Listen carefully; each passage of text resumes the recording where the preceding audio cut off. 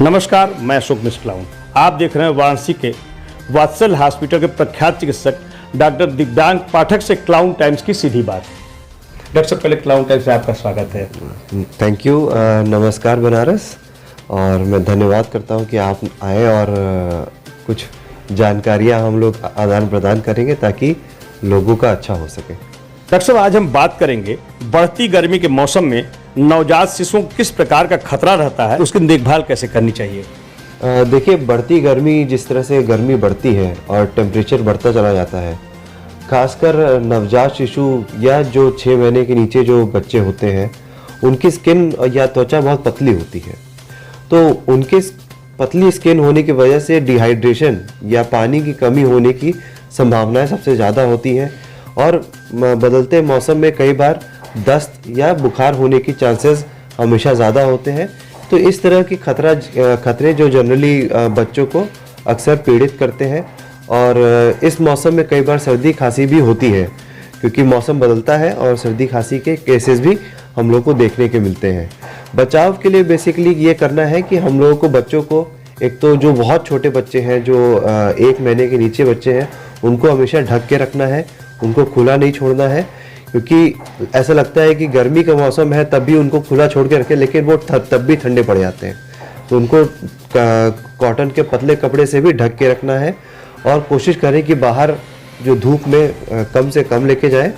और जो बेसिक जो एक चीज़ है जो समझना बहुत ज़रूरी है कि जो टेम्परेचर जो चेंज होता है, जैसे कि ठंडी से गर्म या गर्मी से ठंडा, ये चीज़ को अवॉइड किया जाए, क्योंकि इन्हीं सब चीज़ों से बच्चों की तबीयत खराब होने के चांसेस ज़्यादा होते हैं। दूध सही मात्रा में पिलाया जाए, क्योंकि डिहाइड्रेशन या पानी की कमी अगर ऐसी होती है तो दूध अगर सही मात्रा में पिलाया जाएगा तो वो बच्चा ठीक ठाक रहेगा।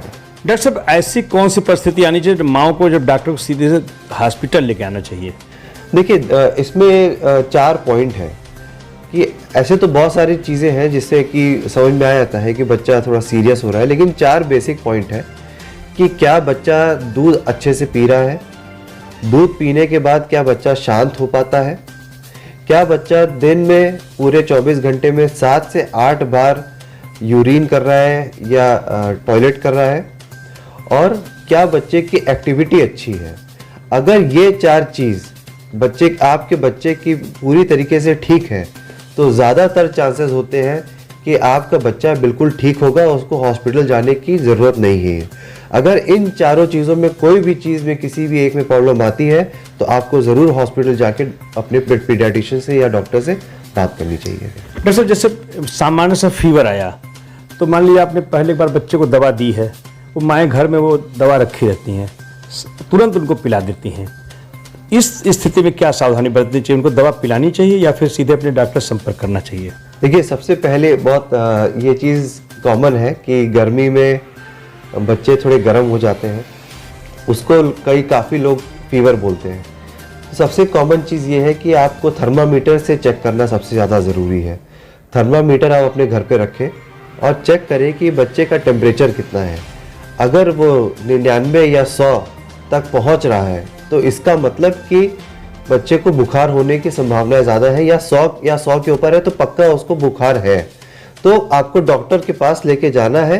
अगर आपके पास घर पे बुखार की दवाई है, तो बुखार की दवाई देकर आप डॉक्टर के पास लाके ज़रूर दिखाएं। लेकिन अगर वो 99 या 99 के नीचे या 100 के नीचे भी रह रहा है, तो भी एक काम कर सकते हैं कि आप पहले कपड़े थोड़े कम कर दें, हल्का सा उसको खुले एरिया में लेके जाएं। क्या पता वो गर्मी की वजह से ही गर्म हो रहा हो, वो बुखार ना हो। लेकिन किसी भी परिस्थिति में अपने आप ट्रीटमेंट शुरू करने की कोशिश ना करें, क्योंकि उससे बच्चे को नुकसान भी हो सकता है। डॉक्टर साहब, एसी कूलर बच्चों के लिए सुरक्षित है या नहीं? बिल्कुल सुरक्षित है। बेशक, जैसे एसी है, अगर आप उसको 26 या 27 डिग्री के टेम्परेचर पे रखते हैं, लेकिन जो डायरेक्ट हवा होती है वो बच्चे के ऊपर नहीं पड़नी चाहिए, क्योंकि डायरेक्ट हवा अगर बच्चे के ऊपर पड़ती है तो वो बच्चा ठंडा पड़ सकता है। टेम्परेचर को मेंटेन करना ज़रूरी है। टेम्परेचर अगर 26 या 27 तक मेंटेन कर लेते हैं, कूलर तो ये एसी के साथ ज़्यादा रहता है, तो आप कोई दिक्कत नहीं है। कूलर में ये होता है कि कूलर अगर चल रहा है तो भी ठीक है, कूलर चलाने में कोई दिक्कत नहीं है, लेकिन कूलर की हवा के जस्ट सामने बच्चे को ना रखें। डायरेक्ट हवा लगने से बच्चे ठंडे होते हैं। वातावरण इतना ऐसा रहना चाहिए कि हम लोग को भी बहुत गर्मी ना लगे या बहुत ठंड ना लगे, नॉर्मल टेम्परेचर मेंटेन करके रखें तो वही बच्चे के लिए सही है। माताओं का खान पान कैसा होना चाहिए, खासकर जो स्तनपान करा रही हैं? देखिए, जो स्तनपान करा रही है इसका मतलब ये है कि वो अपने बच्चे को भी सिर्फ अपने खाने से ही पाल रही है, क्योंकि जो दूध ही बनेगा वो उनके खान पान से ही बनने वाला है। तो एक रूल होता है कि जितना आप प्रेगनेंसी से पहले जितना खाते थे उससे 1.5 गुना ज़्यादा आपको खाना है। तो 1.5 गुना ज़्यादा खाना ज़रूरी है, क्योंकि आप एक और बच्चे को आपके खाने से वो पल रहा है। तो जो खाना खाने में उसमें कोई मनाही नहीं होती। बहुत लोग बोलते हैं कि मसाला ज़्यादा खाने से गैस बन जाएगी या कुछ इधर उधर का खा लिया, बाहर का खा लिया तो बच्चे को प्रॉब्लम हो जाएगी। अगर सर्दी खांसी है तो माँ को दूध नहीं पिलाना है, उसको दिक्कत हो जाएगा। ऐसा कुछ नहीं होता है। बहुत कम ऐसी चीज़ें होती हैं जिसमें या दवाइयाँ होती हैं जिसमें अगर माँ खा रही है तो बच्चों को ब्रेस्ट फीडिंग नहीं कराना है। अदरवाइज आप सब कुछ खा सकती हैं, बाहर का सारा खाना खा सकती हैं। कोशिश करिए कि आप पौष्टिक खाना ज़्यादा खाएं, घर का खाना ज़्यादा खाएं। जो हमारे पुराने लोग, जो दादी और ये लोग जो बोलते हैं कि घी में लड्डू बनाकर मेवा डालकर जो देते हैं, वो एक बहुत अच्छी चीज़ है, उसको देना चाहिए। हाँ, अगर कई लोग शुरुआत में खाना खाने को मना करते हैं कि खाना मत खाइए, 15 दिन तक मत खाइए और कम खाइए, ये चीज़ नहीं है। आप जैसे ही बच्चा पैदा होता है आप अच्छे से आप पूरी तरीके से खाना खा सकते हैं और जो चाहे वो खा सकते हैं। पौष्टिक खाना खाएंगे, जितना कैलोरी आप ज़्यादा लेंगे उतना बच्चे को और दूध भी अच्छा बनेगा और बच्चा भी बढ़ेगा। खासकर डॉक्टरों की ओर से या फिर माएँ भी सोचे 6 महीने तक को स्तनपान कराना, उसके बाद ऊपर का खाना देना, स्तनपान कराना माताएं बंद कर दे रही हैं। इससे आप कहाँ तक सहमत हैं? नहीं, ये गलत बात है। स्तनपान 6 महीने तक ज़रूरी इसलिए होता है क्योंकि जो माँ का दूध होता है वो 6 महीने तक बच्चे की ग्रोथ को पूरा कर सकता है।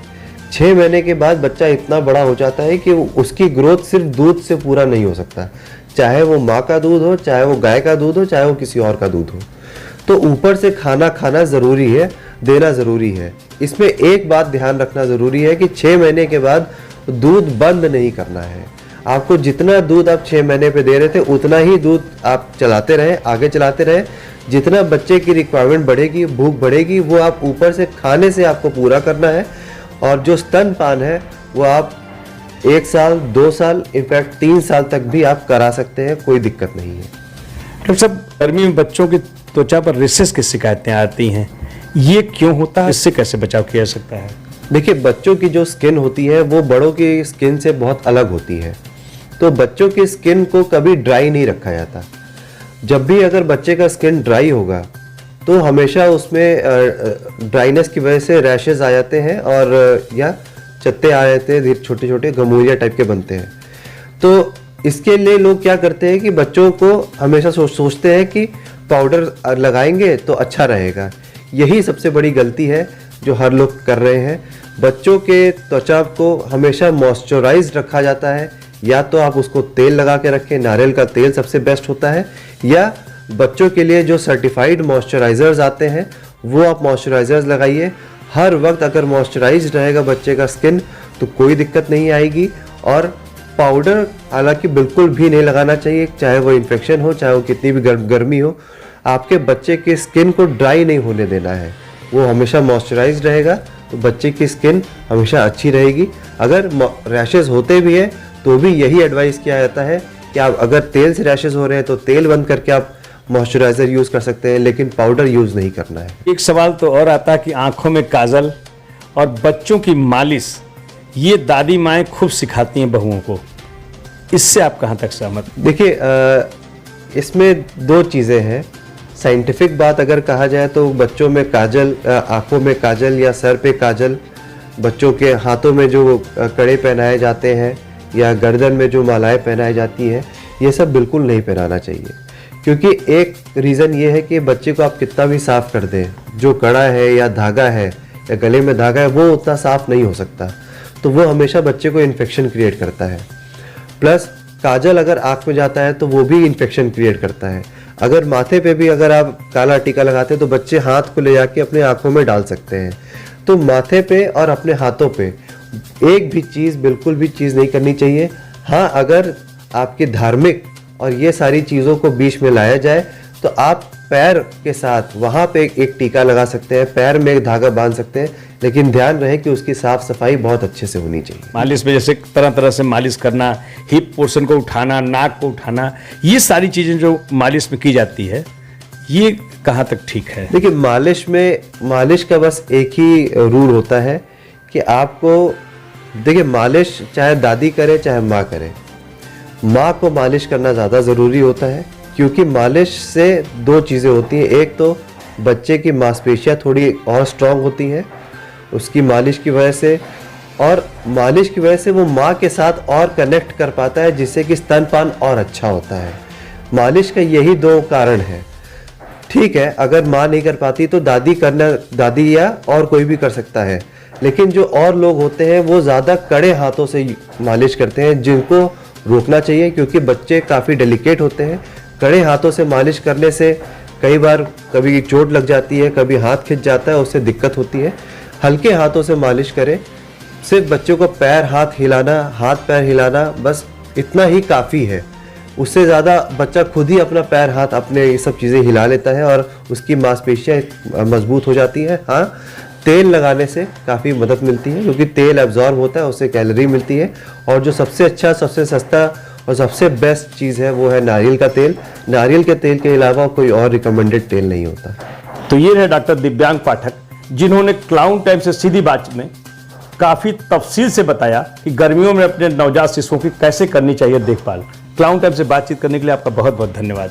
धन्यवाद। मैं धन्यवाद करूंगा क्लाउन टाइम्स को कि वो इस तरह के इंटरव्यूज़ या इस तरह की अवेयरनेस बाकी लोगों में पहुंचाएं, ताकि हम लोग कम से कम बच्चों को बीमार होते हुए देखें और हेल्दी लोगों को ज़्यादा एनकरेज कर पाए। Thank you. Clown times breaking news की खास खबरों को देखने के लिए हमारे YouTube चैनल को सब्सक्राइब करें, लाइक करें और बेल आइकन पर क्लिक करें। क्लाउन टाइम्स की खबरों को अगर आप हमारे Facebook पेज पर देख रहे हैं तो पेज को लाइक जरूर करें।